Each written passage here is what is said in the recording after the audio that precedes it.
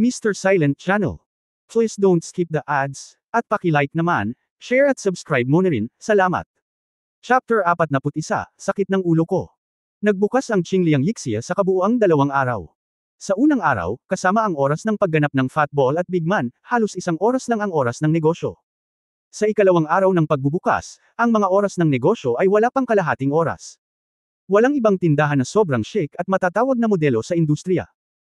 Tuwang-tuwa ang mga bumili ng popsicle, habang ang mga hindi naman ay nanlumo at lihim na determinadong maghintay hanggang bukas ng madaling araw. Hindi haharingan nila ang pinto ngayong gabi, dahil hindi sila makapaniwala na hindi nila ito mabibili bukas.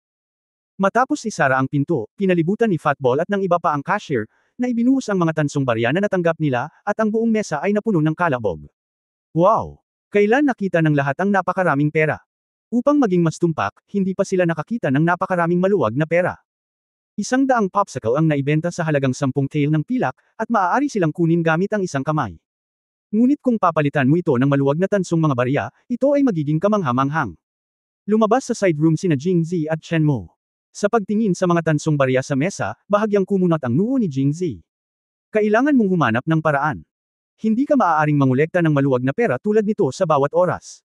Hindi ka maaaring lumabas na may isang bag ng tansong barya, tama ba? Sinong makakatiis nito? Napakagaling ng batang pinuno ng nayon, kumita siya ng napakaraming pera sa isang araw. Nambobola siya ni Fatty Ball. Ilang iba pang mga tao ang madalas na tumango upang ipahayag ang kanilang pagsang-ayon. Young Village Master, you have earned so much money just this morning, why not we go back to the mountain now and buy some meat to make the Village Master and brothers? Oo, sabihin mo rin sa mga kapatid, at gagawin natin ito sa hinaharap. Hindi na kailangang bumaba ng bundok para magnakaw.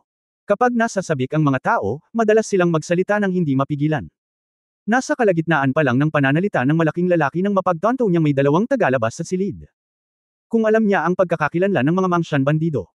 Tumingin siya kay Chen Mo ng napakatalim na mga mata, iniisip kung papatayin ba ang isang tao o hindi. Nang makita ito ni Jingzi, sinipa niya ito, bakit ang laki ng titig mo? Pagkatapos ay ngumiti siya at sinabi kay Chen Mo, hindi ko pa sinabi kay Brother Chen ang tungkol sa aking pagkakakilanlan, ngunit napakatalino ni Brother Chen, kaya dapat ko rin itong hulaan. Tumango si Chen Mo, lagi nilang tinatawag ang Young Master na Young Master. Ang tanging makakapagtayo ng stronghold sa loob ng radius na 10 milya at tinatawag siyang Master ay Mang Mountain. Xiaozi. Wala siya ni Guiji. Napakatahimik ng Young Master. Matapos marinig ang salitang, Mangshan, napaawang ang kanyang bibig sa gulat, at hinailan niya si Chen Mo pabalik ng isang hakbang. Ngumiti si Chen Mo at itinulak ang kanyang kamay, Master Akon, tama ka ba sa iyong hula? Oo. Naisip ni Jingzi ang eksena noong inakala niyang bakla si Chen Mo noong una silang magkita, at kung paano niya ginawang kaibigan ang mga kaaway pagkatapos noon. Habang nasa proseso, napabuntong hininga siya ng may damdamin, sa totoo lang, wala akong tinatago kay Kuya Chen, kaya hindi ko hinayaang palitan nila ang kanilang mga pangalan sa harap mo. Tumango si Chen Mo. Sa unang pagkakataon na narinig niya ang pagtawag sa kanila ng Young Village Master, naghinala siya, at pagkatapos ay idinagdag pagtingin sa pisikal na anyo ng mga taong ito, mas sigurado siyang nanggaling sila sa Mang Mountain. Bagaman matagal na akong hindi nakakausap ni kapatid na Chen, pakiramdam ko ay si kapatid na Chen ay matuwid at nasa ibabaw at hindi isang makamundong tao, kaya hindi ako natatakot na ibunyag ang aking pagkatao. Ang pinuno ng Mangshan Village ay ang aking panganay na kapatid, at ako ang Young Master ng Mangshan Village. Tinapik ni Jingzi He ang kanyang dibdib at mayabang na sinabi. Narinig na ni Chen Mo ang Mang Mountain Bandit noon, ngunit ito ang unang pagkakataon na nalaman niya na ang sikat na Mang Mountain Village leader ay talagang isang babae. Kung titignan ang maselang at gwapong anyo ni Jingzi, tila hindi siya malink sa mga bandido, at mas lalo siyang na-curious sa Mang Mountain. Nakita ni Jingzi na umikot ang kanyang mga mata at walang sinabi, kaya nagbiro siya, bakit, natatakot si Brother Chen? Natatakot? Kung natatakot ka, hindi ka sana pumunta dito noong una. Natawa si Jingzi matapos itong marinig, sigurado akong tama ka, Kuya Chen. Kung nakikita mong matuwid si kapatid na Chen, hindi ka ba natatakot na kung mananatili ka sa masasamang tao sa mahabang panahon, mahuhulog ka sa gulo? Ano ang mabuti at ano ang masama? Sa pagkakataong ito, hindi na tumawa si Chen Mo. Sinabi niya na may seryosong mukha, ang unang pagkakataon na narinig ko ang tungkol sa pangalan ng mga bandidong Mangshan ay 5 o 6 na taon na ang nakalilipas. Noong panahong iyon, marami silang ginawang kasamaan, nagreklamo ang mga tao, at pinarusahan sila ng lahat. Sila ay mga masasamang sekta. Ngunit ilang taon na ang nakararaan, nabalitaan kong may nag-organisa ng malaking grupo ng mga gangster para pumunta sa Mang Mountain at pinatay ang lahat ng mga bandido sa Mang Mountain. Ang mga ganitong klaseng bandido na nagnanakaw sa mayayaman at nagbibigay sa mahihirap at nakikitungo sa mga tiwaling opisyal ay disenteng tao. Ang mabuti at masama ay wala sa pangalan, kundi sa pagsasagawa. Ba, napakatalino. Pinalakpakan ni Jingzi ang kanyang mga kamay, mas mataas ang pananaw ni Kuya Chen kaysa sa mga ordinaryong tao. Kung ang lahat ay makapag-isip tulad ni Kuya Chen, hindi na natin kailangang pagtakpan ang lahat ng magkakapatid na Mangshan. Sumagot din si Fatball sa tabi niya, sa totoo lang, walang masamang hangarin ang mga tao sa lungsod na ito sa ating mga kapatid na Mangshan, pero gusto tayong patayin ng mga nasa gobyerno. Hindi ba? Ang mga Alapiers ng Imperial Court, sumunod. Ang Imperial Court ay hanggal din at hindi etikal, at ang mundo ay nasira sa mahabang panahon. Ang kanyang mga salita ay agad na umalangaw sa lahat, at nagsimula silang sampiin ng gobyerno at ang korte ng imperial. Tumabi si Chen Mo, mukhang nahihiya. Pagkaraan ng ilang sandali ay nagdesisyon siyang ibahin ang usapan. Nakabasa na ako ng mga libro tungkol sa mga pantas at madalas akong naglakbay, ngunit hindi pa ako nakakita ng isang tulisan na isang bayani at matuwid na tao, lalo na ang Mang Mountain, na lubhang kanais-nais. Ito ay madaling hawakan. Nakinig si Jingzi. Ipinalakpak ang kanyang mga kamay at sinabing, babalik lang daw sila sa bundok. Bakit hindi mo, Kuya Chen, sumama sa kanila? Hindi mo ako iistorbohin, tama? Pansamantalang tanong ni Chen Mo, ngunit puno ng enerhiya ang kanyang mga mata. Siyempre hindi. Napaka-hospitable ng Mang Mountain natin. Napakamot ng ulo si Han pagkatapos sabihin, wala lang masyadong tao ang naglalakas loob na pumunta sa bundok bilang mga bisita. Natahimik ang lahat. Guro. Ang master ay hindi natatakot, ngunit si Guiji ay walang ganoong katapangan. Sa sandaling pumayag si Chen Mo na pumunta sa bundok, sabik na sabik si Guiji kaya hinailan niya ang kanyang damit mula sa likuran. Nang makita ito, walang ingat na hinampas ng fatball si Guiji sa balikat at nakangiting sinabi, sabi ko, isang munting tagasunod, alam mo ba ang ilang mga patakaran? Pumayag na ang iyong young master, ano pa ang masasabi mo? Ikaw. Nang sampilan siya nito, agad na namula ang mukha ni Guiji, at hinawakan niya ang kanyang mga kamay sa harap ng kanyang dibdib, na tila isang maliit na manugang. Nagulat si Fatball, at pagkaraan ng ilang sandali ay sinabi niya, ikaw, bakit napakababaeng mo? Walang sinabi si Guiji, nakatitig sa kanya na may pulang mukha. Ahem. Bahagyang umubo si Chen Mo at sinabing, bata pa si Guiji at hindi pa nakikita sa mundo. Huwag kang masaktan. Kailangan ko talagang makakita ng maraming Mang Mountain ngayon. Tama. Ang mapagpatuloy na Fatball ay ngumiti at nagsabi, bibili ako ng ilang tupa mamaya at hayaan ang batang punong nayo na maghain kay Mr. Chen ng tuhog ng tupa. Ihaw. Tuhog ng karne ng tupa. Kaya mo ba ito? Natarante si Chen Mo. Haha, medyo naiintindihan ko. Mahinhin na sabi ni Jingzi. Ang amo ng nayon ay nagluluto ng masarap na karne. Ang karne ng tupa ay mataba at payat. Pagkatapos ng pag-ihaw ay sinabuyan niya ito ng asin. Hoy, hulaan mo. Napaka-authentic. Kanino mo natutunan ito? Jingzhou dialect from.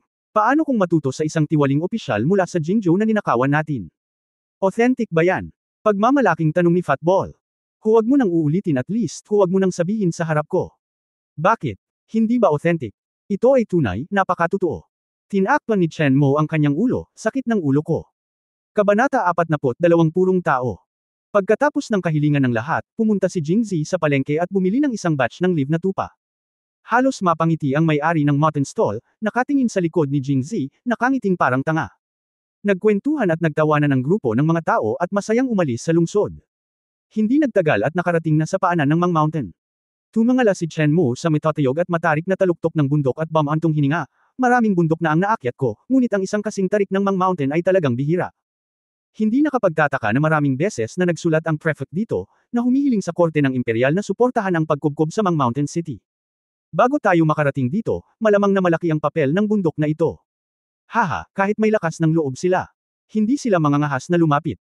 Ang sino mang maglakas loob na palibutan ang Mang Mountain ay hindi na babalik. Yung iba naman mukhang proud at mabangis na sabi. Bukod dito, matagal nang nasa Syria ang korte ng imperyo. Ang emperador ay marunong lamang bumigkas ng mga tula at sumulat ng mga liriko, at ang mga ministro ay susunod sa karamihan at gagawin ang kanilang gusto. Mayroon pa bang hukbong may kakayahang lumaban sa daan? Kaya kahit na talagang magpadala ang Imperial Court ng mga tao para sumuporta, hindi rin kami natatakot. Tinapik-tapik ni Fatball ang kanyang dibdib, parehong ipinagmamalaki. Oh, sa tingin mo ba ay walang hukbo sa daan na maglalakas loob na lumaban at kayang talunin si Mang Shan? Tinaas ni Chen Mo ang kanyang kilay, kalahating nakangiti. Siyempre, hindi ako naniniwala na kahit anong hukbo ay maaaring bago siya makatapos. Ang kanyang mga salita, isang nakakatakot na hukbo ng kababaihan ang biglang lumitaw sa isip ni Fatball. Kinilig siya at nanatiling tahimik. 2 beses na natawa si Chen Mo nang makita niya ito. So, hindi naman sa walang armies na kayang lumaban, hindi naman kasing masama ang mga tao sa court gaya ng sinabi mo. Nai-distinguish pa rin nila kung ano ang mabuti at kung ano ang masama. Si Jingzi lang ang karaniwang tao dito, at hindi niya alam kung ano ang ginagawa nilang dalawa, kaya nagtanong siya ng may pagtataka, ano ang pinag-uusapan mo? Haha. Wala sa kanilang dalawa ang tila interesadong sumagot, at mabilis na naglakad. Sa kahabaan ng kalsada paakyat ng bundok, naiwan si Jingzi na mag-isa sa hangin. Bumalik na ang batang punong nayon. Napakaputi ng batang punong nayon. Napakataba ng batang punong nayon. Sa sandaling pumasok si Jingzi sa nayon, isang grupo ng mga tao na nag-e-enjoy sa malamig na panahon sa labas ay nagtipon sa paligid niya. Ang bawat isa ay nagsasalita tungkol sa batang pinuno ng nayon, ngunit ang kanilang mga mata ay hindi kailanman nalalayo sa higit sa 10 malalaking matabang tupa. Gaano kaputi at taba? Anong uri ng mga fucking salita ito? Mataba, kumuha ng mga tao upang maalis ang mga tupang ito. Magkaroon tayo ng isa pang piging na inihaw na buong tupa ngayong gabi. Array! Wild na sigaw ng lahat. Oo, young master, dadalhin ko ang mga tao doon ngayon din. Simula nang buksan ni Jingzi ang pinto para mag-barbecue para sa mga bumpkin na ito, lubusan na silang naadik at nangarap na muling mag-barbecue. Natural, tuwang-tuwa sila sa oras na ito. O siya nga pala, mag-imbak pa tayo ng karne ngayon at maghanap pa ng wicker sticks. Mag-ihaw tayo ng mutton skewers, pwede mo bang tuhugan? Kaya ko, nagboluntaryo si Hanhan. Hindi natapos ni Jingzi ang mga skewer ng gabing iyon. Hayaan siyang ibahagi ang lahat, at natural na alam niya kung paano tuhog ng tupa. Pagkaalis ng mga tupa, sumunod na rin ang lahat ng mga taong kumakain ng melon na nagkukumpulan sa isang bilog. Tila ang alindog ng kanyang batang pinuno ay hindi gaanong naiiba sa isang tupa. Hindi gaanong nagsalita si Chen Mo mula nang umakyat siya sa bundok, ngunit tumingin sa mga bandido na nakikipag-usap kay Jingzi ng buong interes. First time niyang magkaroon ng close contact sa napakaraming bandido, at nalaman niyang dalawa lang pala ang mga ito ng mata, dalawang tenga, isang ilong at isang bibig, walang pinagkaiba sa mga ordinaryong tao. Sa kabilang banda, mukhang kinakabahan ang kanyang katulong na si Guiji. Napakunot-noo siya at tumingin ng mabuti sa paligid. Kuya Chen, pareho ba ito ng naisip mo? Tanong ni Jingzi habang nilingan ni Chen Mo ang paligid. Pareho, pero magkaiba. Umiling si Chen Mo at ngumiti, ngayon ay talagang inaabangan ko ang mga kebab ni Mr. A. Kun. Hindi ko alam kung gaano ito kasarap at maaaring mag-alala ng maraming tao. Haha, Kuya Chen, sumunod ka muna sa akin. Pumasok ka sa loob para makaiwas sa init, at maghintay ng ilang sandali bago nila patayin ang mga tupa at inihaw. Tumango si Chen Mo at sinundan si Jingzi pasulong. Matapos maglakad ng ilang hakbang, isang matangkad, makapal at napakagandang babae ang lumapit sa kanya. Tila lahat ng mga pakinabang na maaaring makuha ng isang babae ay natipon sa kanya. Napakagandang babae.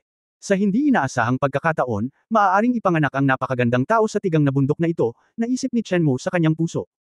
Ewan ko lang kung sino tong babaeng ta. Nang pinagmamasdan ni Chen Mo ang babae, tumingin din ang babae at tinitigan siya ng nag-aapoy na mga mata. Hindi natakot si Chen Mo at nagkatinginan. Palihim na napabuntong hininga si Jingzi na medyo pambabae ang hitsura ni Brother Chen at namumula paminsan-minsan, na minsan ay nagkamali siyang isipin na siya ay isang bakla. Ngunit ang pinakamahusay na paraan upang subukan ng isang lalaki ay ang kanyang reaksyon kapag nakakita siya ng isang magandang babae. At siya ay walang alinlangan na mahusay. Kahit noong unang beses niyang nakita si Luli, nahihiya siyang tumingin sa kanya ng matagal. Ito ay nagpapakita na si Kuya Chen ay isang tunay na lalaki. Kuya Chen, ito ang panganay na kapatid na babae na sinabi ko sa iyo. Panganay na kapatid na babae. Hindi ba yun ang may-ari ng Mangshan Village? Medyo nabigla si Chen Mo. Nakapagtataka talaga na ang isang napakagandang babae ay maaaring manguna sa isang bundok ng mga tulisan. Ate, itong kapatid na si Chen ay isang kaibigan na nakilala ko sa paanan ng bundok. Kuya Chen. Sumimangot si Luli, tumaas ang tono niya, halatang nagtatanong. Huwag mong isipin na si Kuya Chen ay maganda at nagsasalita lang ng ganito. Mapapatunayan ko na siya ay isang purong lalaki. Hinayla ni Jingzi si Luli sa tabi at bamulong. Purong lalaki. Siya lang ba? Nandidiri si Luli, at pagkatapos ay itinaas ang kanyang kilay, maaari ka bang magpatutuo? Paano ka magpapatuto? Maaaring ikaw at siya. Sa isang iglap, ilang kakaibang eksena ang lumitaw sa isip ni Luli. Mali ang iniisip mo. Matagal na kaming magkakilala ni Kuya Chen. Malinaw kong nauunawaan ang ugali at ugali ni Brother Chen. Natural lang, makapagpapatuto ako. Kung hindi, paano ko siya naiakyat sa bundok? Nakita ko si Chen Mo na nakatingin dito. Ngumiti si Jingzi sa kanya, at pagkatapos ay sinabi sa mahinang boses, kaibigan ko si Kuya Chen. Inaanyayahan kitang maging panauhin. Ate, maaari mo ba akong bigyan ng mukha? Oh, malumanay na sagot ni Luli, at pagkatapos ay kung siya ay tumingin kay Jingzi at Chen Mo ng may pag-iisip. Naglakad silang dalawa pabalik, at itinaas ni Chen Mo ang kanyang mga kamay kay Luli at nakangiting sinabi, Chen Mo, nakilala ko ang pinuno ng nayon. Umakyat ako sa bundok ngayon, at napakaraming problema. Hindi sumagot si Lu Li, ngunit tumanggo lamang, ang kanyang mga mata ay malabo. Sa bahagyang mambak na dibdib ni Chen Mo, namula ang pisngi ni Chen Mo at tahimik siyang lumingon sa gilid. Mukhang nag-isip si Lu Li nang makita niya ito. Hindi na siya nagtanong pa, tumalikod na siya at umalis. Ito. Hindi inaasahan ni Jingzi na magiging napakawalang galang ni Lu Li, kaya napangiti na lamang siya at sinabing, Kuya Chen, huwag kang mag-alala, ganito ang panganay kong kapatid, hindi niya ako papansinin kahit na nakikita niya siya. Tumanggo si Chen Mo at tumagilid ang ulo. Hindi ko alam kung ano ang nasa isip ko. Kabanata 43 ang hinahangad na Pangzhou. Sinundan ni Chen Mo si Jingzi sa kanyang pakpak. Naalala pa ni Jingzi na noong siya ay naninirahan dito, hindi niya tinupi ang kubrekama at hindi nagayos ng silid. Sa hindi inaasahang pagkakataon, ilang araw siyang hindi bumalik. Malinis at maayos ang silid. Tila madalas may nag-aayos sa lugar. Hindi ko inasahan na si Master Akon ay magiging napaka-partikular. Nil-aibot ni Chen Mo ang silid at bumantong hininga. Hehe, hehe. Awkward na ngumiti si Jingzi at nahulaan kung sino ang naglinis. Bukod kay Lu Li, sino pa ang maaaring naruroon? Pagkaupo ni Chen Mo, dinala ni Hanhan ang isang kaldero ng tsaa. Nako, hindi ko akalain na si Hanhan ay napaka-discerning. Sinundan mo ba ako sa labas at natutunan ang aking mga lakas? Tinapik ni Jingzi si Hanhan sa balikat, sobrang nasisiyahan. Hindi, hiniling sa akin ng may-ari ng nayon na ipadala ito dito. Matapat na sabi ni Hanhan. Gusto siyang sampilan ni Jingzi hanggang mamatay, ikanaway ang kanyang kamay at sinabihan siyang mabilis na lumabas, mawala sa paningin at mawala sa isip. Lumapit si Hanhan sa pinto, isinara ito, at tapat na tumayo sa tabi ng pinto. Nang makita ang eksenang ito, nagalit si Jingzi, bakit ka nagkulong muli? Lumabas ka. Hiniling sa akin ng punong nayon na manatili dito at bantayan kayong dalawa. Umiling si Hanhan. Jingzi. Chen Mo. What the hell? Nagpadala ng monitor ng katawan ng tao. Nag-aalala ka pa ba na hindi tayo magiging bakla? Kung hindi dahil sa sobrang pag-iisip ni Chen Mo, si Jingzi ay nagmamadaling lumabas para harapin si Lu Li. Tila may naisip si Chen Mo, ibinaba ang kanyang ulo, bahagyang namula ang kanyang pisngi. Hanhan, humanap ka ng magdadala ng saltpeter at alak, at maghanap ng dalawang malalaking banga katulad ng dalawa sa ibaba ng bundok. Oh! Itataas na sana ni Hanhan ang kanyang mga paa nang bigla niya itong naisip. Ano, ngunit sinabi sa akin ng pinuno ng nayon na manatili dito at huwag nang umalis. Okay, pagkatapos ay manatili ka dito. Hindi na kailangang gumawa ng ice wine, at ang mga kapatid sa bundok ay hindi rin kailangang uminom nito. Binigay ni Jingzi ang kanyang mga kamay at sinabing hindi ito mahalaga. Matagal na nag-alinlangan si Hanhan, at sa wakas ay bumulong, Young Village Master, kung lalabas ako ng palihim, hindi mo sasabihin sa Village Master. Tama. Sinabihan kita na lumabas, sa tingin mo sasabihin ko. Tumingin sa kanya si Jingzi Jiang na para bang tulala. Okay, pupunta ako ngayon. Bilang isang taong nahilig sa popsicle, natural na alam ni Hanhan kung gaano nakakapreskong uminom ng isang mangkok ng ice wine sa mainit na panahon ng tag-init na ito. Ang pagbabahagi ng mga pagpapala at pagbabahagi ng mga paghihirap ay palaging nananatiling prinsipyo ng mga mangsiyan. Creed, paano makakalimutan ang gayong magandang bagay tungkol sa magkapatid? Kaya nagpasya si Hanhan na subukan ito. Gayunpaman, bago umalis, medyo nag-aalala pa rin siyang tumingin kina Jingzi at Chen Mo, Young Village Master. Kayong dalawa, kung hindi ka makakapunta, huwag kang pumunta. Pinandilatan siya ni Jingzi, labis na hindi nasisiyahan. Go na agad. Pagkasabi ni Hanhan, tumakbo si Maliu palabas. Marahil dahil sa takot siyang matuklasan ni Lu Li, mabilis na kumilos si Hanhan, at hindi nagtagal ay naihatid na ang lahat. Pagkaalis ng lahat, nagtatakang nagtanong si Chen Mo, Master Akon, nagpaplano ka bang gumawa ng ice wine? Oo. Tumanggo si Jingzi. Ibinuka ni Chen Mo ang kanyang bibig ngunit tumigil sa pagsasalita. May gustong itanong si Kuya Chen, pero okay lang na sabihin. Ang malamig na yelong ito sa kalagitnaan ng tag-araw ay pambihira kahit para sa maharlikang pamilya, at ang paraan ng paggawa ng yelo ay mas mahalaga. Guro, maglakas loob ka bang hayaan akong makita ito? Bakit hindi ka maglakas loob?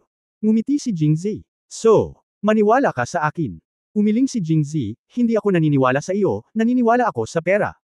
Naniniwala sa pera? Nagdududang tanong ni Chen Mo. Paanong ang isang tao na may dalang libu-libong tala ng pilak kasama niya ay magnanasa ng ganoong kaliit na kita? Ang paggawa ng yelo ay para lang kumita. Paano ito mapapahalagahan ng isang mayamang tulad ni Chen Mo? Narinig din ni Chen Mo ang parehong bagay at nakangiting sinabi, kahanga-hanga ang matayog na pananaw ni Young Master. Pagkatapos, nakahanap si Hanhan ng magde-deliver ng mga gamit, natural siyang nanatili. Nag-aalala si Jingzi na hindi siya makahanap ng lakas paggawa, kaya ito lang ang oras, kaya direktang nagutos siya. Eto, ilagay ang maliit na tangke sa malaki. Hindi mo pa nga nalilinis, kaya bakit sabik na sabik kang ilagay ito? I have to say, common sense ito, okay. Lagyan mo ng tubig, hahayaan kitang idagdag sa maliit na tangke. Ano ang ibinubuhos mo sa malaking tangke? Binahaba ang utak mo. Si Han ay hanggal sa simula, ngunit pagkatapos na pag-alitan ng ganito ni Jingzi, siya ay tulala. Sa wakas ay natapos na niya ang kanyang trabaho at hingal na hingal. Batang pinuno ng nayon, maganda ba ito? Okay, ilagay mo na lang ang takip. Malumanay na sabi ni Jingzi habang umiinom ng tsaa. Sir, nakakagawa ba ito ng yelo? Na-curious si Chen Mo. Ang pamamaraan ay gumagana, ngunit hindi sa oras na ito. Ipinaliwanag ni Jingzi, kung gusto mong gawing yelo ang lahat ng tubig sa ganoong kalaking tangke, kailangan mong patuloy na maglagay ng saltpeter dito, at ibabalik ng saltpeter sa pagkakataong ito. Limitado ang dami, iyon ay isang bagay. At ang isa pa ay hindi maaaring mag-freeze ang alak. Natigilan si Chen Mo at naisip na ito ang katotohanan. Gaano man kalamag ang panahon sa ika-12 buwan ng taglamig, ang alak ay hindi kailanman nagyelo. Kung gayon, ano ito? Ang prinsipyo ng paggawa ng yelo mula sa saltpeter ay ang saltpeter ay sasailalim sa isang endothermic na pisikal na reaksyon kapag ito ay nakakatugon sa tubig, sa gayon ay binababa ang temperatura ng tubig sa ibaba ng nagyayelong punto ng tubig at pinahihintulutan itong mag-freeze. Gayunpaman, ang punto ng pagyayelo ng alak ay masyadong mababa, at ang saltpeter ay sumisipsip ng init. Ang paglamig ay hindi aabot sa punto ng pagyayelo nito, ngunit kailangan lang natin ng yelo upang palamig. Si Jingzi ay nagsalita ng detalyado, ngunit ilang tao ang medyo nalilito. Anong uri ng pisikal na reaksyon, at kung anong uri ng nagyayelong punto, ang hindi naririnig. Pagkaraan ng ilang sandali, nagtanong si Chen Mo, ang daming alam ni Master, saan niya ito natutunan? Haha, alam ng ating bayan. Hindi ba ang bayan ni Master, Mang Shan? Tanong ni Chen Mo. Hindi, nawalan ako ng malay. Tumigil si Jingzi sa kalagitnaan ng pangungusap at umubo ng 2 beses bago binago ang kanyang mga salita. Ang aking bayan ay mula sa Pangzhou, at pumunta ako sa bundok para lamang bisitahin ang aking panganay na kapatid na babae. Pangzhou. May binulong si Chen Mo, nag-isip ng mabuti, at sa wakas ay nakahanap ng mga pahiwatig tungkol sa Pangzhou mula sa kanyang memorya, hindi ba yun isang maliit na lungsod na matatagpuan sa dulong hilaga ng Angwo? Paano magiging kakaiba ang gayong hindi mahalatang maliit na bayan? Marunong din siyang gumawa ng yelo, at karaniwan na sa mga lalaki ang magme-makeup. Ang mga natatanging pangalan tulad ng, maliit na sariwang karne, at, mga tagahanga, ay nagmula din doon. Ito ay talagang kaakit-akit. Sinulyapan ni Chen Mo si Jingzi at sinabing, kung may pagkakataon ako, dapat talaga akong pumunta sa Pangzhou para tingnan kung anong uri ng tubig at lupa ang maaaring magparami ng isang napakahusay na tao gaya ng Young Master. Hehe, hehe. Tumawa si Jingzi. Natatawang namula ang dati kong mukha sa kahihiyan.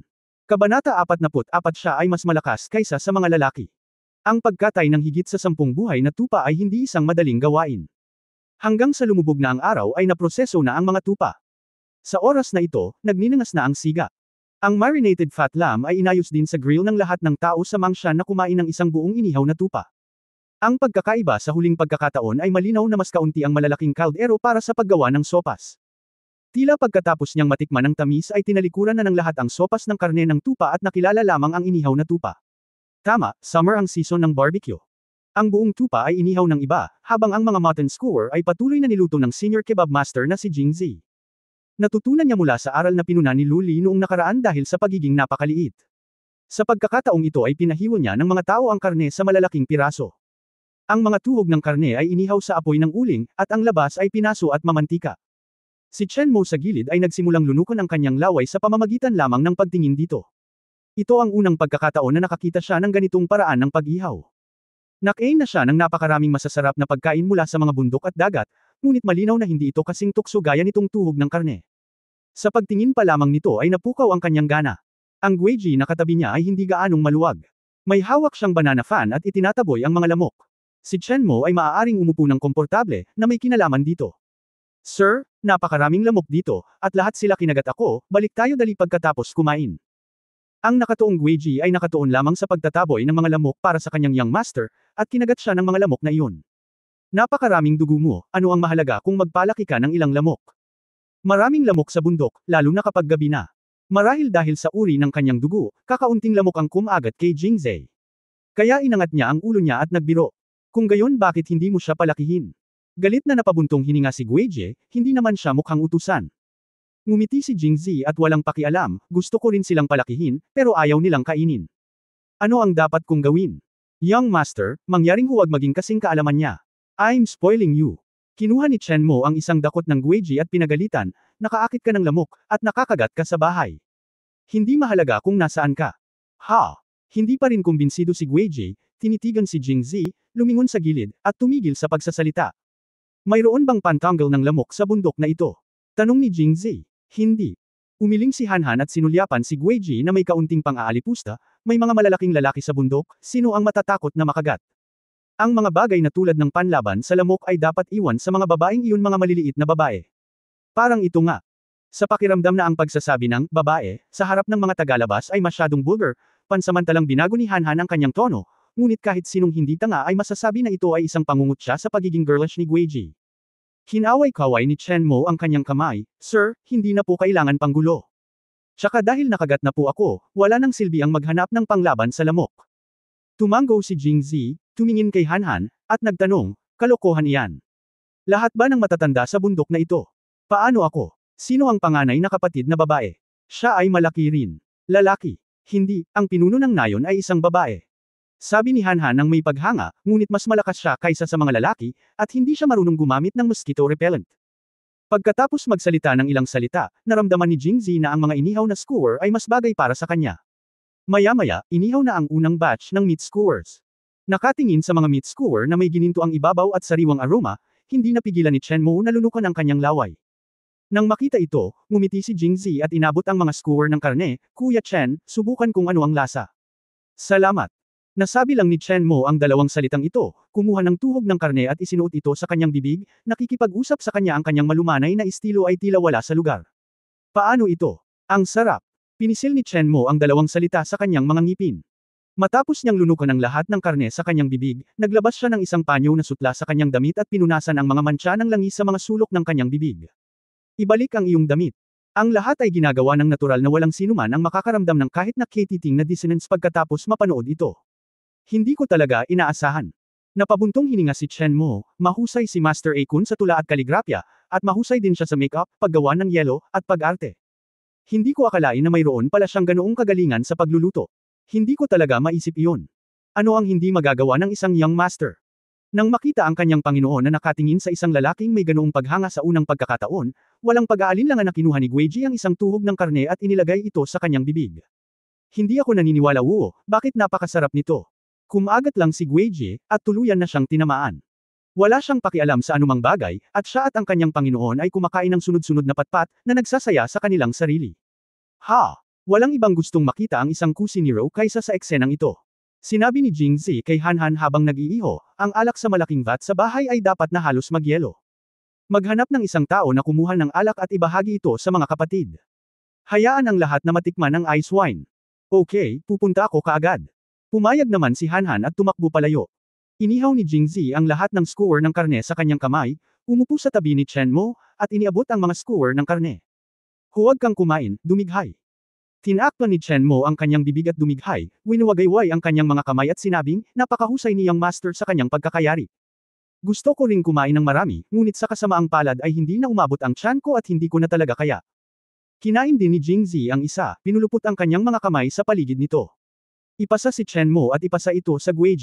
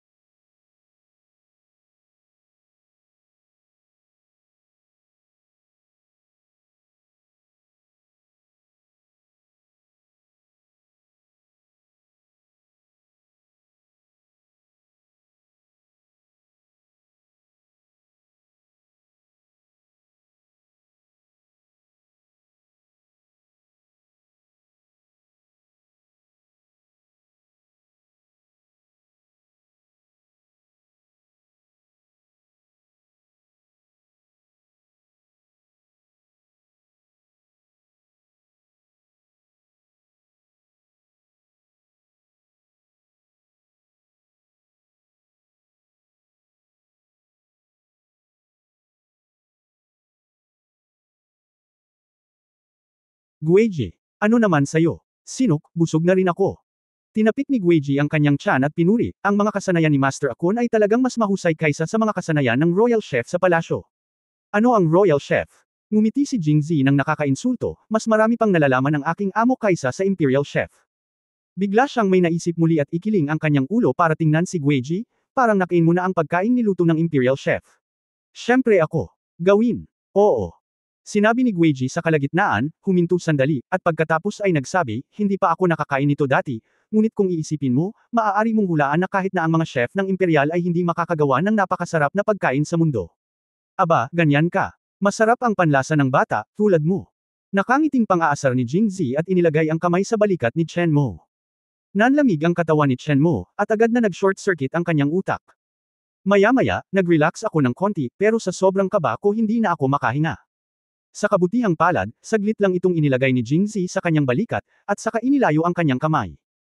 Pinanood ni Chen Mu si Jingzi na samubo ng isang malaking tuhog, at isang kakaibang ideya ang pumasok sa kanyang isipan, hulihin siya sa palasyo at ipagluto siya. Ito ay mahusay na dumating. Umiling siya at ngumiti ng mapait.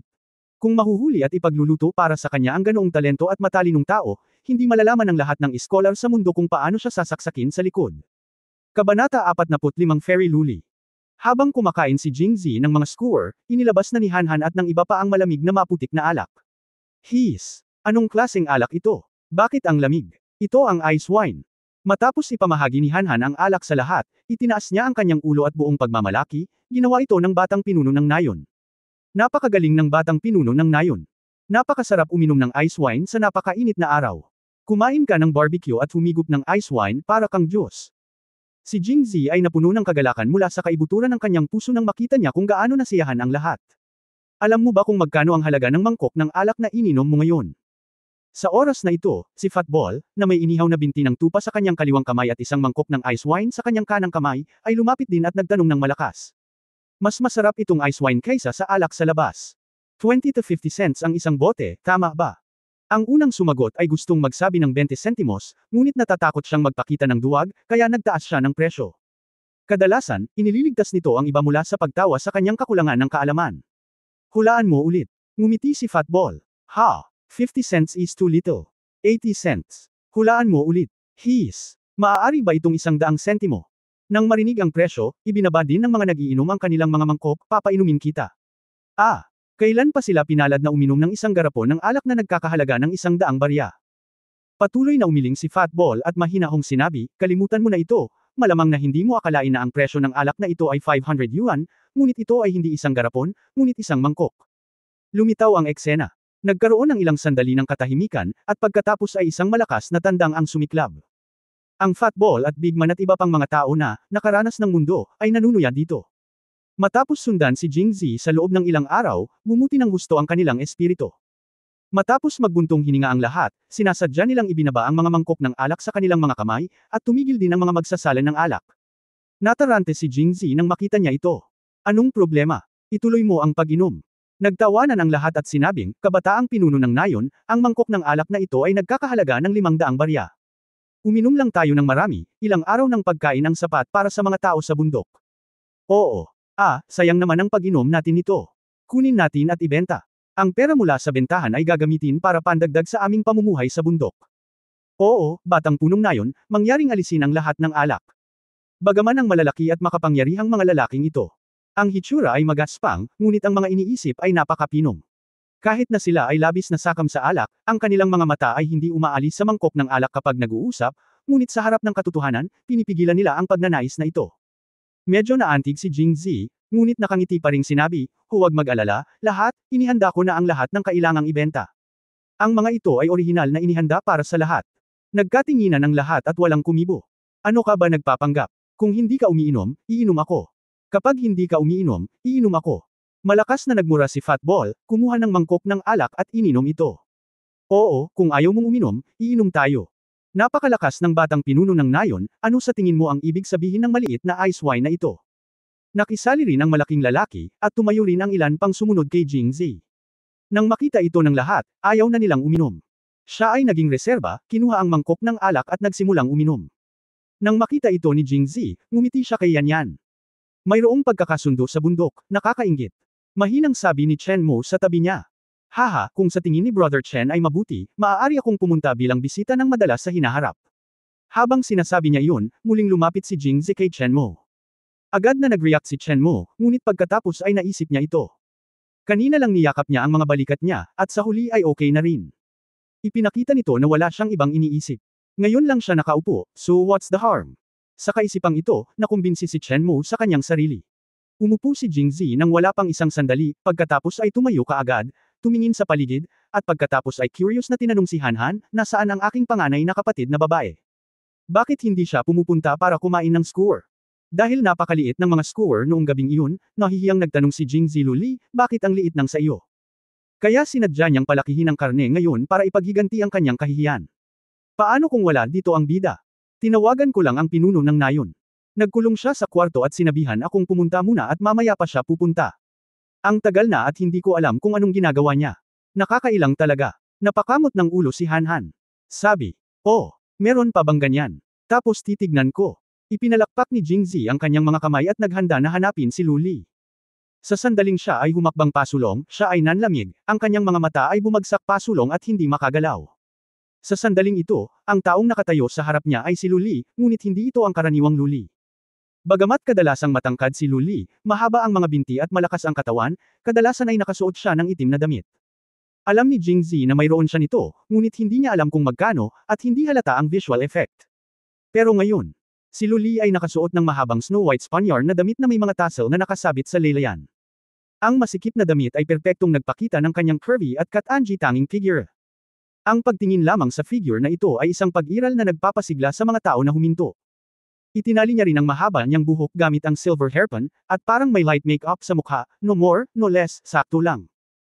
Kung si Luli ay karaniwang mas katulad ng isang babaeng lalaki na may cut-anji tanging mukha, ngayon si Luli ay mas katulad ng isang mataas na lumilipad na engkanto, na ginagawang namumula ang mga tao sa pamamagitan lamang ng pagtingin sa kanya. Bakit, hindi mo ba nakita kanina? Si Luli, na palaging kasing lamig ng isang malaking bato ng yelo, ay biglang namula sa kanyang mukha nang mataman siyang tinitigan ni Jingzi. Well, hindi ko talaga nakita ito dati. Tumanggo si Jingzi at tapat na walang masabi si Luli. Tumigil si Luli sa pagsagot sa kanya at naglakad papunta sa bonfire. Tumingin siya kay Chen Mo na nasa tabi ni Jingzi at bahagyang kumunat ang noo. Eto, give way. Sinipa ni Luli si Jingzi at sinenyasan itong tumabi. Medyo nalito si Jingzi. Sa ganoon kalaking lugar, pwede ka nalang maupo kung saan mo gusto. Bakit mo ako hinihiling na lumipat? Ngunit may katuturan na maganda siya, kaya tumayo si Jingzi at umupo sa isang tabi, nag-iwan ng espasyo sa pagitan nila ni Chen Mo. Walang sinabi si Luli. Siya ay walang kinikilingan at umupo mismo sa gitna, ngunit ang kanyang katawan ay mas malapit kay Jingzi. Anong nangyayari dito? Hindi alam ni Jingzi kung bakit, kaya tiningnan niyang mabuti ang dalawa habang ipinapasa ang mga tuhog ng karne kay Luli. Wala akong nakitang kakaiba. Hindi, kung walang abnormalidad, ito ay abnormal. Si Holmes ay naging isang tiktik at nagsuri. Hindi kaya 9 love si Luli kay Chen Mo. Si Chen Mo ay may manipis na balat at malambot na laman, maamo at matikas, at edukado. Ito ay napaka-posible. Sa pagtingin kay Chen Mo, kadalasan ay namumula siya kahit na nahawakan siya. Ngayon, isang magandang babae ang nakaupo sa tabi niya, ngunit siya ay ganap na maayos. Hindi ba halata ito? Nang makita ang kalmadong ekspresyon nilang dalawa, naramdaman ni Jingzi ang kanyang puso. Kabanata 46, may isang kapatid na babae na naghihintay ng kasal. Pagkatapos ng maikling katahimikan, opisyal na nagsimula ang paghaharap. Saan galing si Mr. Chen? Jingzhou. Nako, galing pala siya sa kabisera ng emperador. Hindi katakatakang si Mr. Chen ay napakahusay at gwapo. Labis na pinupuri ang punong nayon. Ngunit ang magandang mukha ng punong nayon at ang liwanag ng buwan ay parang mga Diyos na bumababa sa lupa. Nakakahiya ang mga tao. Nahihiya. Mapagpakumbaba at mapagpakumbaba. Si Jingzi ay mukhang natigilan. Ito ba ang maalamat na palitan ng negosyo? Hindi, dapat itong tawaging kahihiyan sa negosyo, dahil ramdam niya ang kahihiyan sa malalaking titik kahit na nakaupo sa tabi niya. Pagkatapos ng isang round ng pagmamayabang, nagtanong si Luli ng bagong tanong. Gaano nakatagal wala si Mr. Chen? Mahigit isang buwan na ang nakalipas.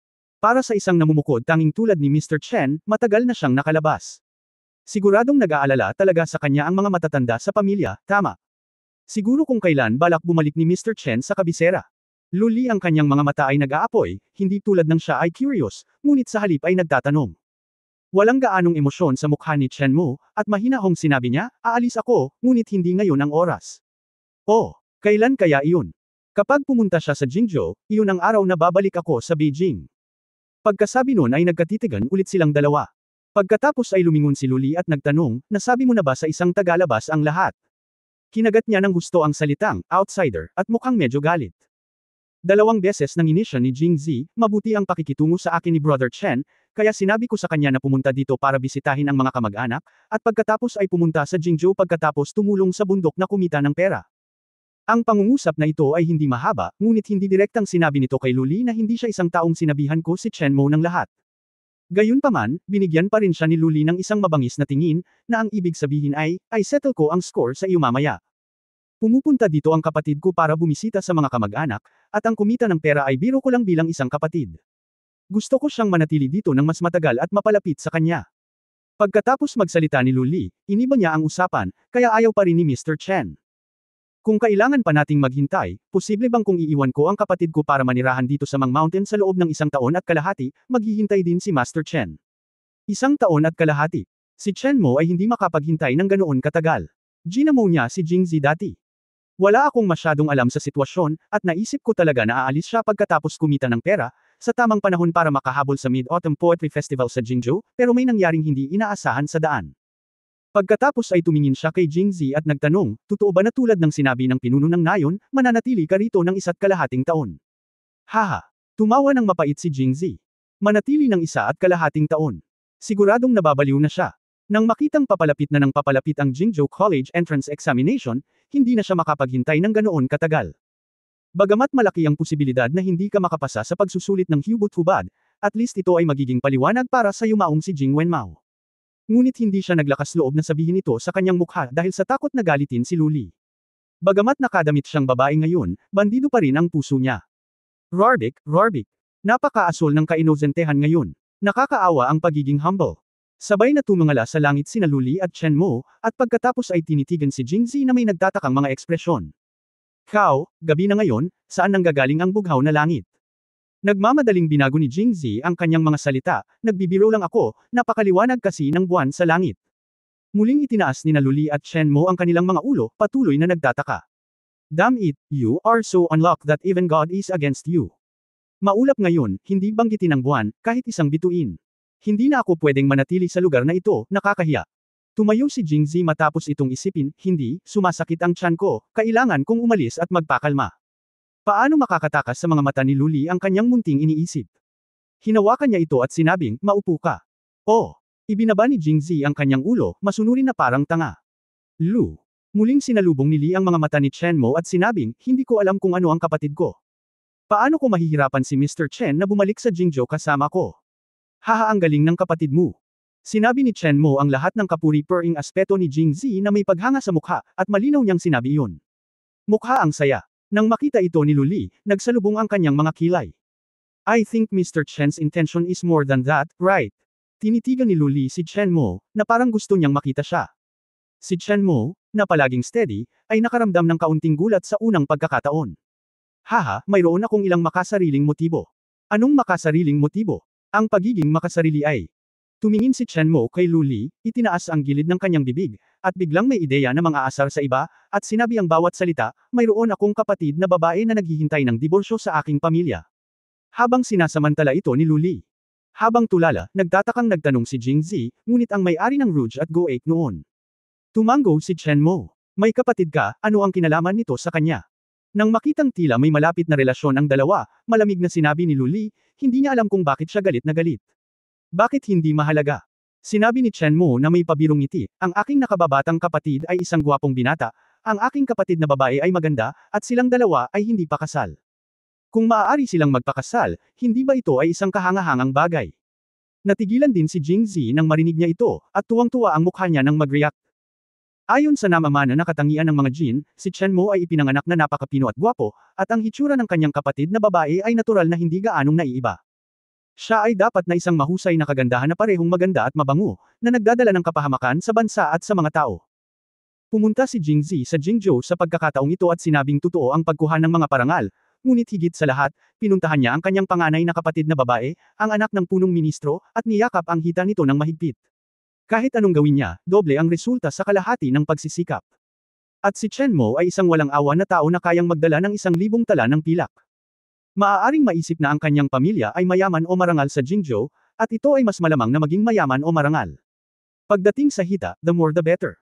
Isipin mo na lang, may isang kapatid na babae sa Jingzhou na anak ng punong ministro, at mayroon din siyang asawa na nagmula sa mayamang pamilya at kasing ganda ng isang bulaklak.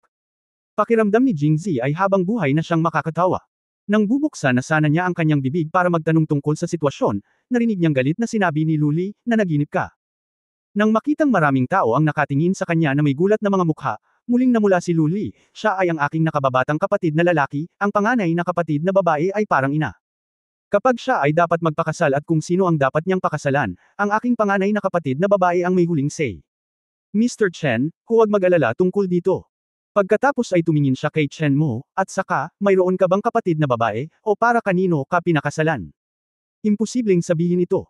Namula ang mukha ni Chen Mo nang marinig niya ito.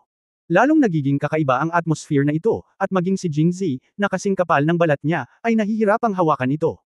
Nako, hindi ko na kaya. Tinakpan niya ang kanyang puwitan at tumakbo palayo, hindi pinansin ang pagtawag sa kanya ni Luli. Kabanata 47 Bumili ng bahay. Hindi talaga maintindihan ni Jingzi, anong nangyari. Noong una ay inakala niya na sina Luli at Chen Mo ay dalawang bastard na nahulog sa Mangbin sa unang tingin, ngunit bakit lalo silang nagalit habang pinag-uusapan nila ito. Para sa isang tuwid na lalaki na 40 o 50 taon nang walang asawa sa loob ng dalawang buhay, talagang mahirap intindihin ang ganitong bagay. Sa oras na bumalik siya pagkatapos na maglibot sa bundok, nawala na si Luli. Si Chen Mo at ang kanyang anak na si Guiji ay naroon pa rin, at si Han Han ay nakatayo sa isang tabi, nakatingin sa paligid. Oh, bumalik na ang batang punong nayon. Nang makita niya si Jingzi, ngumiti siya ng walang muwang at sinabing, natapos na ang paghila ni Young Village Master. Gusto mo pa bang kumain? Sa orihinal, hindi gaanong kumain si Jingzi, kaya bumalik siya para maghanda pa. Ngunit pagkatapos na tanungin ito ni Han Han, agad siyang nawala ng interes na kumain pa. Sinasadya ba ako nitong asong ito na ikinaiinis? Pagkatapos ay galit niyang sinabi, busog ka na ba? Busog ka. Tinapik ni Han Han ang kanyang nakaumbok na tiyan at nakangiting sabi. Oh, busog ka na ba pagkatapos kumain? Nang makitang hindi na siya bumalik, muling sinabi ni Jingzi, dahil busog ka na, bakit nandito ka pa? Bakit hindi ka na matulog ulit? Tanong ng village master tumingin ako sa. Nang makita si Jingzi na sumulyap sa kanya, agad na nagbago ang isip ni Han Han, gusto kong hintayin na bumalik ang batang punong nayon at tingnan kung mayroon pa akong maitutulong. Sige, maglinis ka ng bahay. Hayaan mo si Kuya Chen. Hindi. Sa sandaling matapos magsalita si Jingzi, tumanggi si Chen Mo, nakakaproblema na ang umakyat sa bundok para subukan ang pagkakayari ng master. How dare you stay here and continue to bother me? Ayos lang. Huwag mo na akong pakialaman, hindi naman ako gumagawa ng magaspang na paglilinis ng bahay, hindi naman nakakapagod. Kailangan lang ni Kuya Chen na manatili dito. Han Han. Nagdahilan pa rin si Chen Mo, tinatanggap ko ang kabaitan ng young master. Hindi talaga ako makakatagal dito ngayong gabi. Lumipat na ako ng ibang lugar. Kung hindi ako makatulog, mabuti pang bumalik ako. Bagamat hindi nakilala ni Jingzi ang kama, alam niyang may ganoong tao, kaya tumigil siya sa paghikayat sa kanya at nakangiting sinabi, kung ganoon, bababa ako ng bundok ngayong gabi. Isang malamig na tag-araw lang at kailangan kong buksan ang pinto bukas ng umaga, para mailigtas ko ang aking sarili sa madaling araw. Tatakbo ulit tayo. Tumango si Chen Mo. Ha, gabi na. At kailangan mong bumaba ng bundok. Bakit hindi ka muna matulog sa bundok, at pagkatapos ay bumalik ka kapag nakaramdam ka ng lakas bukas ng umaga? Matapos magkaroon sapat na alak at pagkain, ang pinakagustong gawin ni Han Han ngayon ay bumalik at matulog ng mahimbing. Hindi ako masyadong natuwa nang marinig kong bababa na ako ng bundok. Ano, huli na. Ngumisi si Jingzi, sino ang naghihintay sa akin sa ibaba ng bundok noong hating gabi at madaling araw? Huli na ngayon, kanino ka nagsisinungaling? Sa pag-iisip ng maraming beses na palihim siyang bumaba ng bundok, hinaranggan siya ng mga hanggal na tao. Nagalit si Jingzi dahil sa masakit na karanasang bumaba ng bundok at tuluyang umakyat ng bundok ng walang kwenta habang may bitbit na isang supot ng bigas. Nagngangalit ang kanyang mga ngipin, sinabi niya, ngayong gabi, kailangan nating bumaba ng bundok. Pumunta at sabihin kay Fatty at sa iba pa. At saka, masayang babalik tayo sa bundok ngayon. Ano ang dapat nating gawin sa dalawang magkapatid na nagbabantay sa tindahan? Hindi nagtagal pagkatapos magbukas ang tindahan, siya ay may saltpeter sa kwarto, at may mga munggo na popsicle na ibebenta kinabukasan sa side room. Hindi gaanong nag-alala si Jingzi at nilock lang ang pinto at lumabas. Kaya bago umalis, nag-iwan muna siya ng 2 tao para bantayan ang pinto. Tandaan na magdala pa ng hindi pa tapos na inihaw na tupa at karne para magsaya ang magkapatid. Loyal na tao din si Han Han. Nang paalalahanan siya ni Jingzi, hindi na niya binanggit ang pagbalik sa kama. Matapos tawagan si Fatball at ilan pang iba, nagkarga siya ng maraming karne ng tupa at nagsimulang magtungo sa bundok. Makalipas ang halos kalahating oras, sa wakas ay dumating na sa labas ng pinto ni Qingliang Yixia ang mga pagod na pagod. Sa oras na ito, sinampal ni Jingzi ang kanyang ulo at sinabing, tingnan mo ang utak ko. Sa sobrang abala ko sa pagmamadali ay nakalimutan kong ibalik muna si Brother Chen. Saang in tinutuluyan ni Brother Chen? Ibabalik kita kaagad. Walang tao ngayong gabi. Madilim sa labas sa ilalim ng buwan at mga bituin, at talagang hindi mapakali para sa kanila, 2 taong malambot ang balat, na maglakbay sa gabi. Ngumiti si Chen Mo at sinabing, pasensya na sa abala sa iyo, Ginoo, ngunit hindi na kailangang paalisin siya, dahil nakauwi na rin kami. Nakauwi ka na rin. Nasaan ka? Mukhang nalilito si Jingzi. Well, iyan ang nakilala mo sa tapat. Sa takot na hindi maniwala si Jingzi, hiniling ni Chen Mo si Guiji na pumunta at buksan ang pinto, at nakangiting sinabi, kanina pa ako nasa Yongzhou, at hindi komportable na manatili sa isang inn sa lahat ng oras, kaya bumili na lang ako. Narinig ito ni Guiji, na bumalik pagkatapos buksan ang pinto. Pagkatapos ng ilang salita, natigilan siya sa kinatatayuan. Ang aking Panginoon. Kailan siya natutong magsinungaling? Napakadali pa naman, natural, kung hindi niya alam ang totoo, malamang maniniwala siya. Napakalakas talaga ng apil nitong si Mr. Akun. Mas magiging interesante kung mahahawaan niya ang lahat ng pedantic at tigas na matatanda sa korte. Itinagilad ni Guiji ang kanyang ulo at nag-isip. Bumili ako ng bahay. Saglit na natigilan si Jingzi, at pagkatapos ay nagtanong, ngunit hindi na makakatagal si Brother Chen sa Yongzhou. Ano ang mangyayari pagkatapos nito? Ibenta muli. Ang mga presyo ng pabahay dito ay iba sa mga presyo noong panahon ni Jingzi. Malaki ang kikitain mo kung bibili ka ng bahay at ibebenta mo ito. Gayunpaman, kung mas maraming mga transaksyon ang mayroon, hindi gaanong mahalaga ito. Kung handa na si Chen Mo na magbenta pagkatapos manirahan doon ng ilang araw, maaari niya itong ibenta sa halagang not bad sa kalahati ng dating presyo.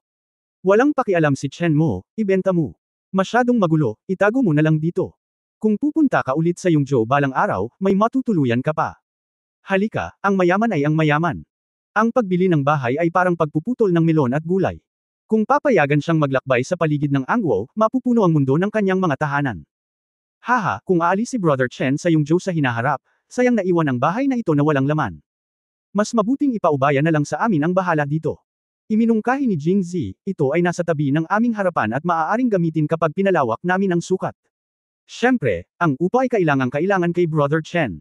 Hinaway-kaway ni Chen Mo ang kanyang mga kamay at nakangiting sinabi, kung kapakipakinabang ka, gamitin mo lang ito. Walang saysay na pag-usapan ng pera. Ang pakikipag-usap tungkol sa pera sa mga mayayaman ay talagang nakakasakit sa iyong damdamin. Ikinulong ni Jingzi ang kanyang mga kamay at nagpasalamat sa kanya. Ah, sir, nakagat ka rin.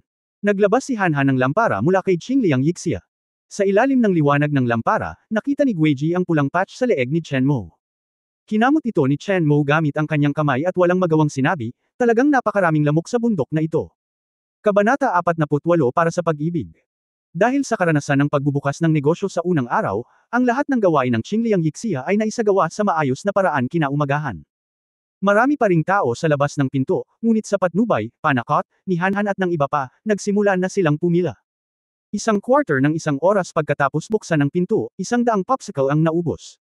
Ngayon, ang mga hindi bumili ng popsicle ay tila handa ng maaga, at ang kanilang pagtutol ay hindi malakas. Nang makita kong sold out na ang mga popsicle, hindi lang ako napabuntong hininga, nakaramdam din ako ng malupit. Talagang handa akong ilipat ang isang stool at tumayo sa labas ng pintuan ng Qingliang Yixia sa kalagitnaan ng gabi, na ang ibig sabihin ay, hinding-hindi ko ibabalik ang mga popsicle kung hindi ko ito bibilhin. Nang aalis na ang mga taong ito na galit, tumayo ang isang bilugan na tindera sa tindahan. Kailangang umalis si Jingzi maya-maya, at walang masyadong malalaking bagay na nangyayari sa tindahan tuwing weekdays. Noong una ay binalak niyang hayaan ang matalinong si Fat Kyo na pumalit bilang tindero, ngunit papasok siya kapag nangyari na ang malalaking bagay. But considering that Fat Ball had already shown his face when he was acting, it was too much to ask him to be a waiter. Magiging gangster na lang siya kapag naging tindero siya, kaya tinawag ni Fat Ball ang kanyang mga tiyuhin at kapatid na bumaba mula sa bundok na may malaking mukha. Bilang kapatid ni Fat Ball, mabilis na umangkop sa papel na ito ang malaking mukha na aktor. Pagtingin sa lahat, ngumiti siya at sinabing, nag-aalala ka pa rin ba na hindi ka bibili ng popsicle? Pinagtatawanan ka pa rin ba dahil hindi ka pa nakakain ng popsicle? Nag-aalala ka pa rin ba na hindi umuuwi ng magkasunod na 2 araw? Magsimula. Ang kanyang mga salita ay tila tumama sa isang masakit na bahagi sa puso ng mga taong ito, at sila ay umalis ng hindi nagmamadali. Galit silang nagkatitigan at parang may tendency na makipag-away sa kanya. Ang malaking mukha na pumukaw sa galit ng lahat ay walang pakialam, at iniba niya ang paksa at sinabi, kapag nalilito ka sa itaas, huwag kang matakot, tutulungan kitang malutas ang iyong mga problema. Matapos marinig ito, naging seryoso ang lahat, at ang ilan ay nagtanong pa ng, how to solve your problems. Ngumiti si Big Face at sinabing, dahil may kinalaman ito sa lakas tao at material na mapagkukunan, napakahirap gumawa ng yelo sa kalagitnaan ng tag-araw. Nag-overtime kami at gumawa lang ng 100 popsicle sa isang araw. Pagkatapos ng isang pause, nagpatuloy siya, ngunit kahapon nakita ko ang isang tao napakaraming kapatid ang nadismaya dahil hindi nila nakuha ang mga popsicle, at pareho kami ng pakiramdam, kaya umupa kami ng maraming tao kahapon at naghanda ng mas maraming sangkap. Patuloy kaming magpapalawak ng sukat at magkakaroon ng parami ng munggo na popsicle. Okay. Nang matapos siyang magsalita ay naghiyawan ang lahat. Ang pagbebenta ng 100 popsicle sa isang araw ay masyadong maliit. Kung late ka dumating, wala kang makukuha. Kahit na gawin mo, ito ay isa lamang popsicle. Sa dami ng tao sa bahay, sino ang makakain ng sapat? Kaya may ibang nagtanong, tindero, dahil marami na tayong ginawang popsicle, maaari bang bumili ng mas maraming popsicle ang isang tao? Oo, maraming tao sa pamilya. Sino ang makakain ng isang popsicle bawat tao? Oo, mangyaring magbenta ng ilan pa. Ang mga salitang ito ay umalingaw sa lahat, at nagsimula silang mag-usap tungkol dito. Ibinaba ng malaking mukha ang kanyang mga kamay bilang senyales na tumahimik ang lahat, at saka nakangiting sinabi, naiintindihan din ng aming boss ang problemang ito at kung paano ito lutasin. Nakaisip na kami ng solusyon. Ano sa palagay mo? Tumigil ang lahat sa pagsasalita at tahimik na naghintay. Maaari mong isulong ang isang tail ng pilak at i-deposito ito sa aming tindahan para maging pag-ibig na umutot.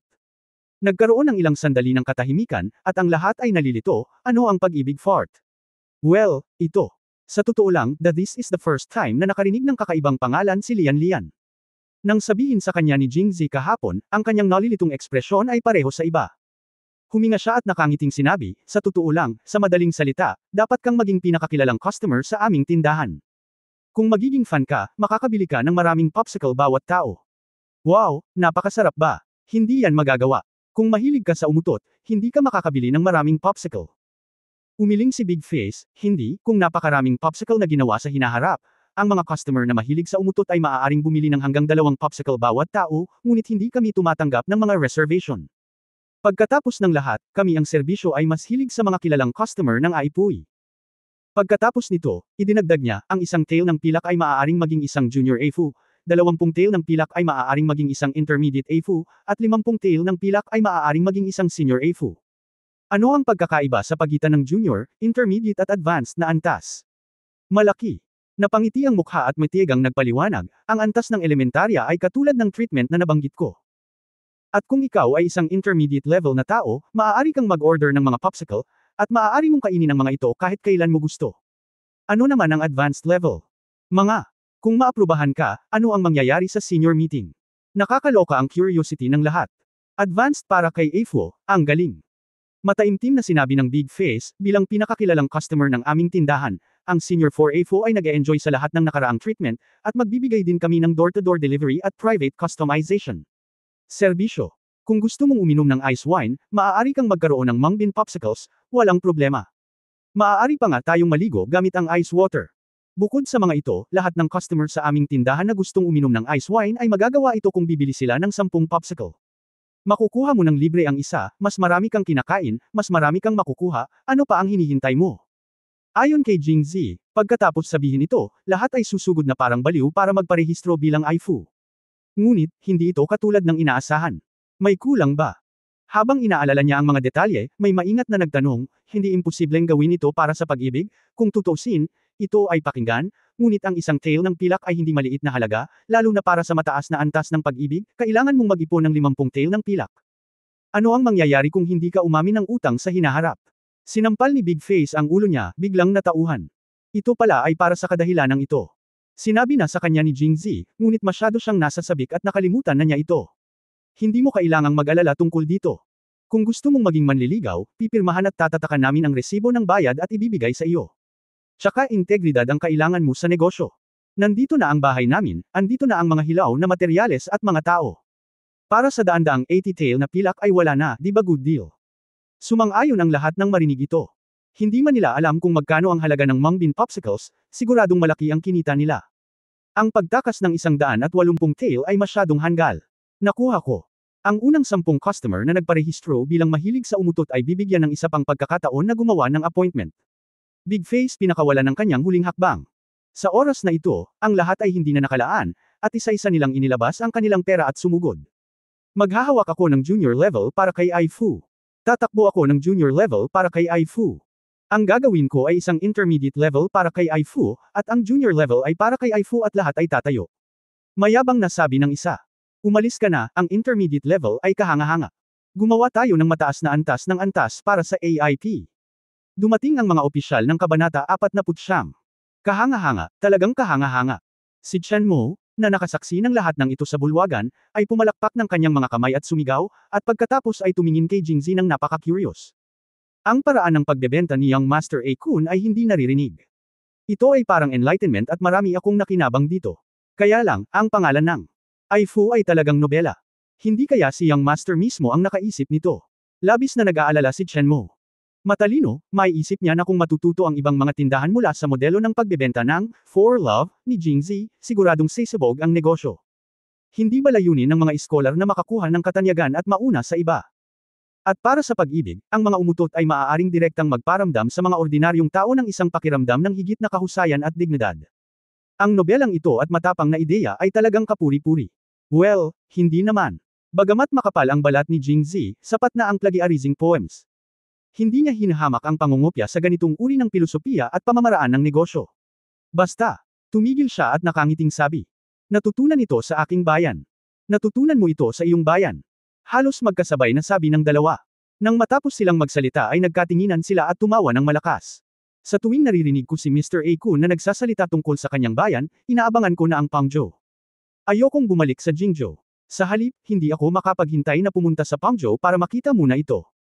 Masasabi ni Jingzi na ito ang mapanuksong papuri ni Chen Mo, kaya hindi niya ito sineryoso, tinuwanan lang niya ito, ngunit si Guiji na katabi niya ay balisa. Young Master, hindi ka dapat pumunta sa Pangzhou. Matapos ang napakatagal na panahon sa labas, sa wakas ay hinikayat niya siya na maghanda para bumalik sa Jingzhou, ngunit sa huli, isang Young Master na si A. Kun ang nagpakita sa daan. Pangarap na ngayon ni Guiji na itali ang Young Master na si A. Kun. Jingzhou. Kung pupunta siyang muli sa Pangzhou, iniisip ni Guiji na mababaliw siya. Ikaw maliit na tao.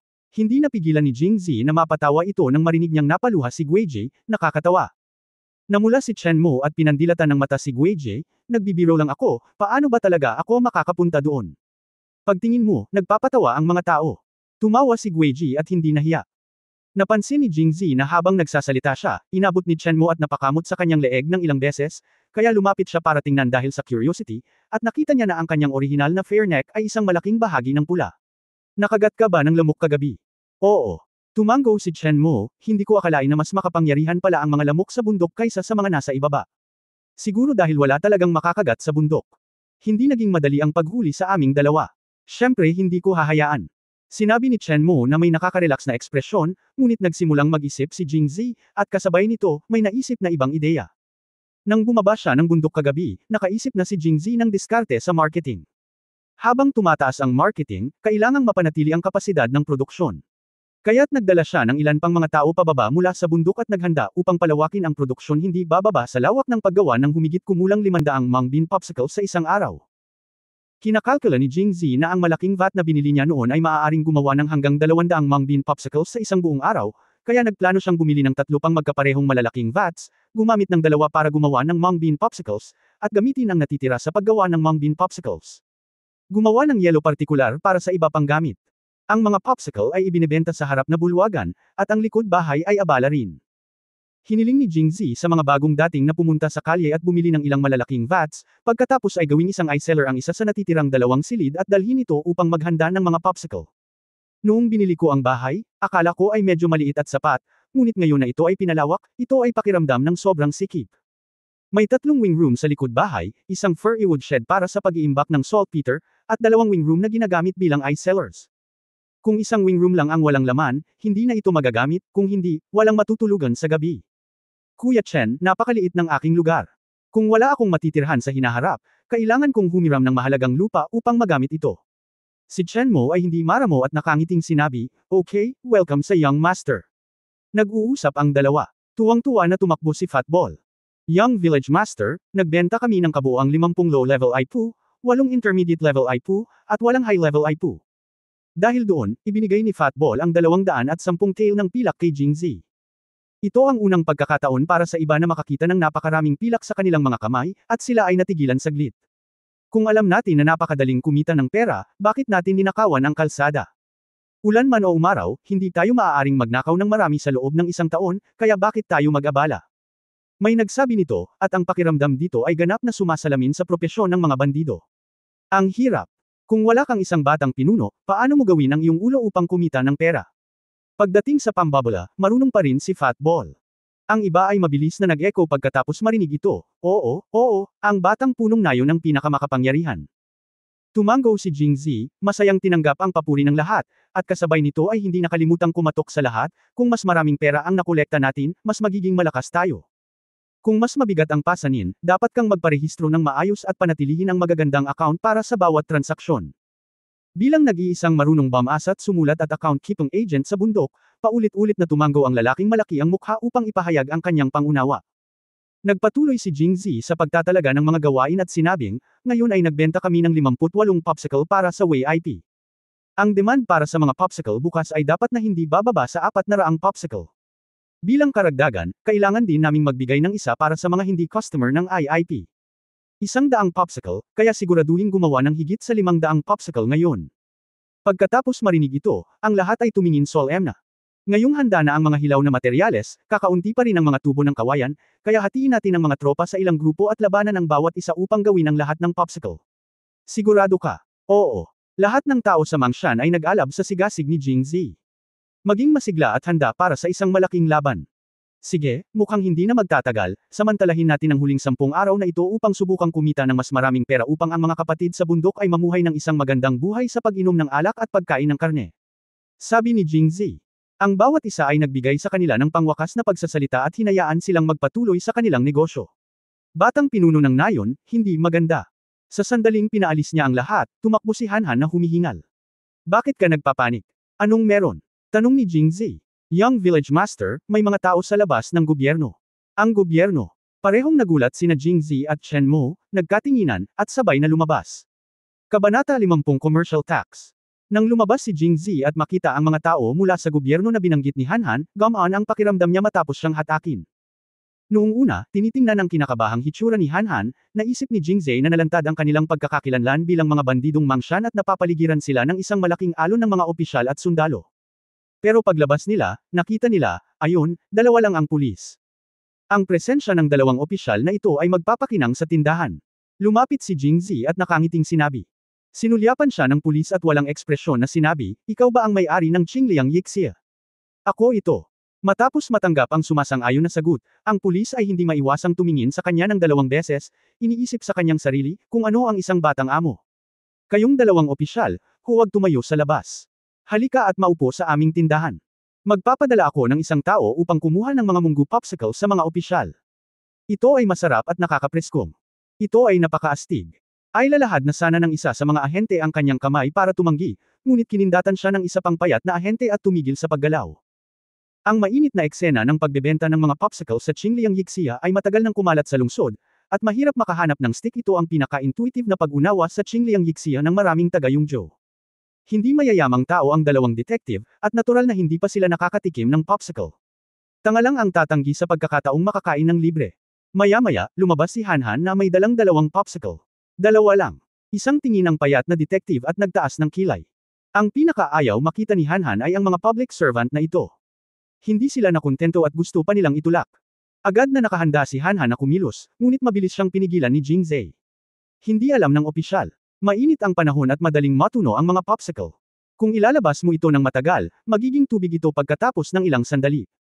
Pag-alis ng opisyal, hihilingin ko sa isang tao na maghanda pa ng ilang popsicle at iuwi ng opisyal.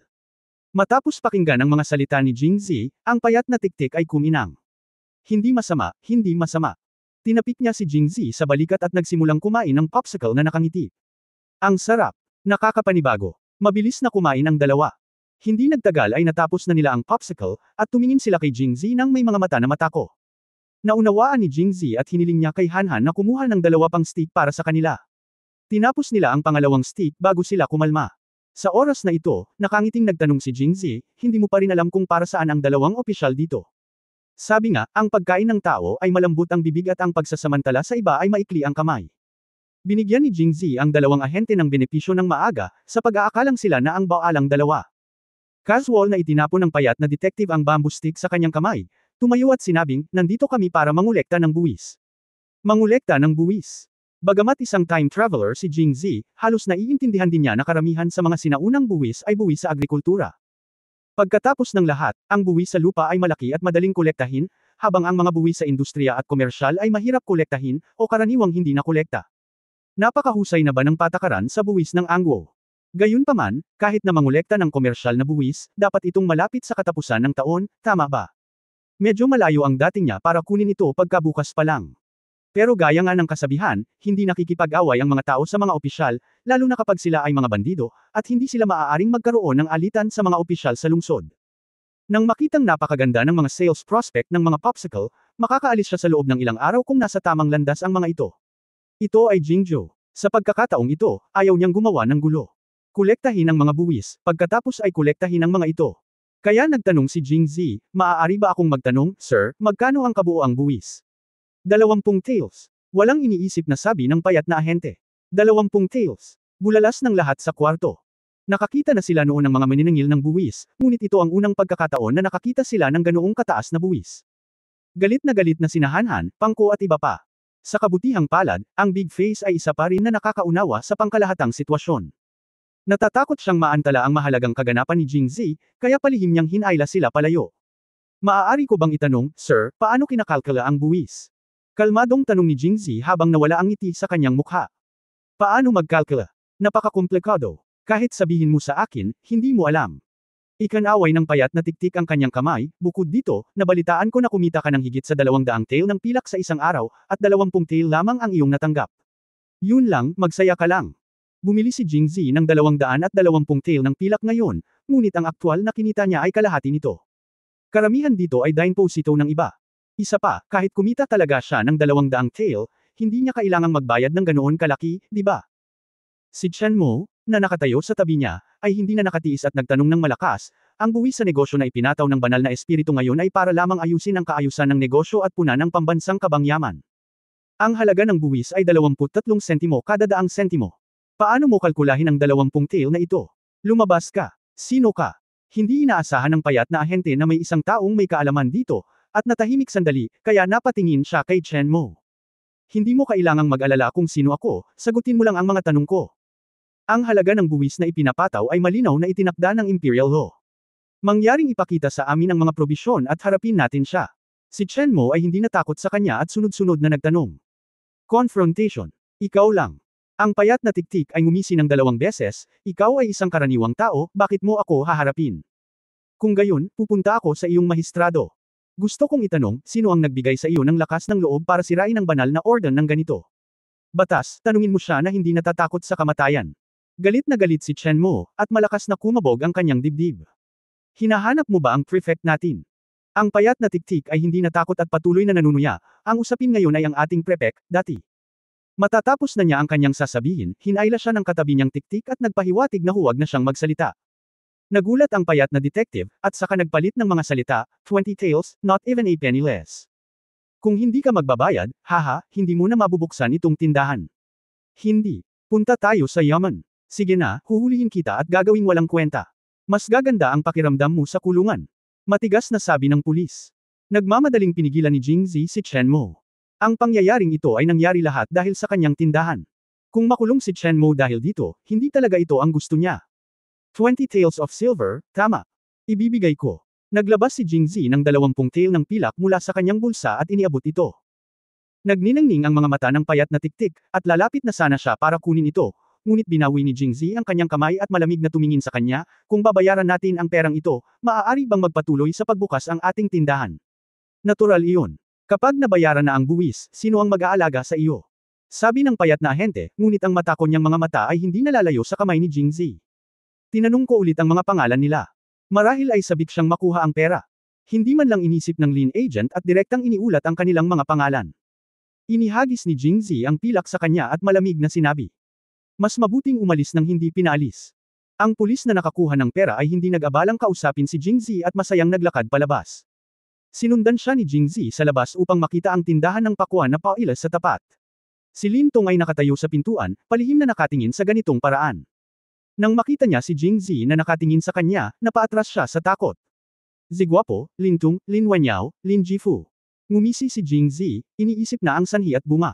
For more update, click on the notification bell.